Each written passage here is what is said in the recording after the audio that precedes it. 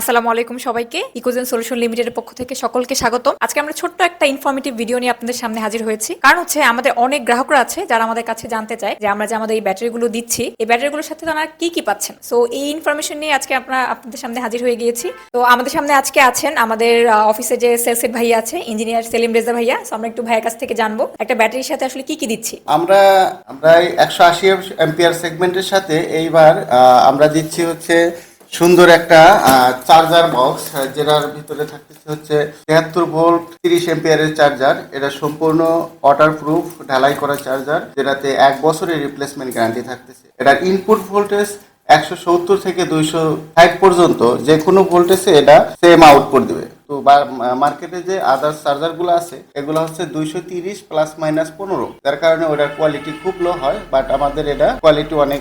এর সাথে আরো কিছু পাবেন, সুন্দর একটা লং কেবলের ডিসপ্লে পাবেন, ড্রাইভারের হ্যান্ডেল পর্যন্ত এটা লাগাইতে পারবে।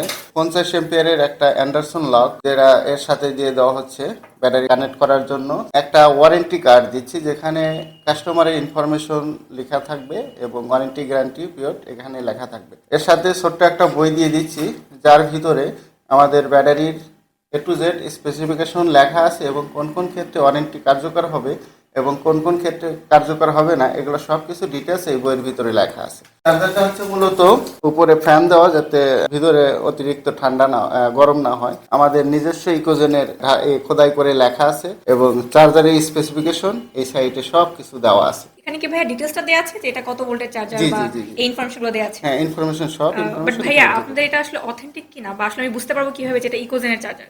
এই যে এখানে আমাদের ইকোজেনের ঢালাই করে খোদাই করে লেখা আছে, যেটা অন্য ব্যাটারিতে হয়তো ওইভাবে করা যায়। হ্যাঁ। এখানে আমি দেখতে পাচ্ছি এখানে একটা ডেট দেখাচ্ছে, এইটা আসলে কিসের ডেট? এটা হচ্ছে প্রোডাকশন ডেট। এছাড়া ভাই আপনারা চার্জার কত অ্যাম্পিয়ারে দিচ্ছেন যদি একটু বলতেন। এখানে আমাদের 180 সেগমেন্টের সাথে 30 অ্যাম্পিয়ারের চার্জার দিচ্ছি, 60 ভোল্ট 150 অ্যাম্পিয়ারের সাথে এখানে 20 অ্যাম্পিয়ার আমরা দিচ্ছি। কেউ যদি 30 অ্যাম্পিয়ার চায় সেটাও দেওয়া যাবে। আচ্ছা ভাই, আপনাদের 48 ভোল্টের যে ব্যাটারিগুলো আছে, হ্যাঁ, এই সেগমেন্টের সাথে তাহলে কোন চার্জারটা দেওয়া হচ্ছে? 48 সেগমেন্টের সাথেও দুইটা সেগমেন্টই আছে, 20 অ্যাম্পিয়ারের চার্জারও আছে এবং 30 অ্যাম্পিয়ারের সেম এই ঢালাই করা চার্জারও আছে। এটা হচ্ছে কাস্টমার চয়েস, উনি যেটা নিতে চাচ্ছে, তাই তো?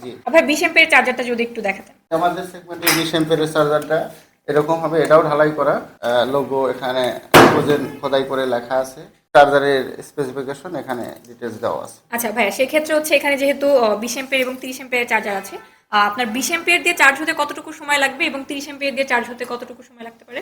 180 অ্যাম্পিয়ারের ব্যাটারিতে 20 অ্যাম্পিয়ারের চার্জার দিলে অলমোস্ট 8 ঘন্টা লাগবে যদি ফুল ডিসচার্জ হয়, আর 30 অ্যাম্পিয়ারের দিয়ে দিলে এটা হচ্ছে 6 ঘন্টা 5.5 ঘন্টা।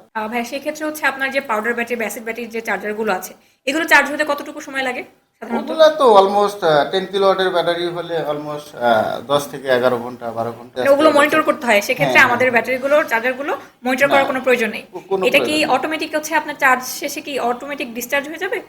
চার্জ ফুল হলে অটোমেটিক এটা বন্ধ হয়ে যাবে। সেক্ষেত্রে ভাইয়া সাধারণ জনগণের জন্য যে এটার মধ্যে তাহলে বিদ্যুৎ বিলের একটা এফেক্ট পড়ার কথা, এটা কি?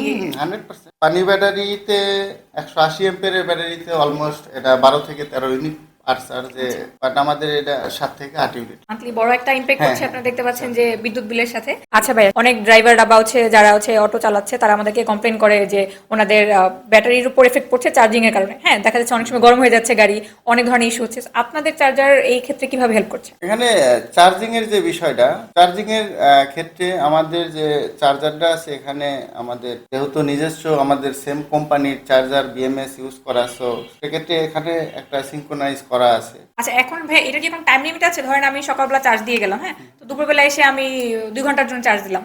অনেক ক্ষেত্রে দেখা যায় যেটা আপনার পাউডার ব্যাটারি বা অন্যান্য ব্যাটারির ক্ষেত্রে এরকম হাফ চার্জ হওয়ার পর এটা সরানো যায় না। এই ধরনের কোনো ইস্যু আছে যে আমি 2 ঘন্টা চার্জ দিয়ে মানে অফ করে ফেলতে পারবো? না, এখানে কোনো প্রবলেম নেই, যখন ইচ্ছা চার্জ দিতে পারবে। তো আমরা হচ্ছে এখানে আপনাদেরকে দেখিয়ে দিলাম যে আমরা সাধারণত একটা ব্যাটারির সাথে কি পাচ্ছি, কি ধরনের চার্জার পাচ্ছি, আর এখানে ডিসপ্লে পাচ্ছি।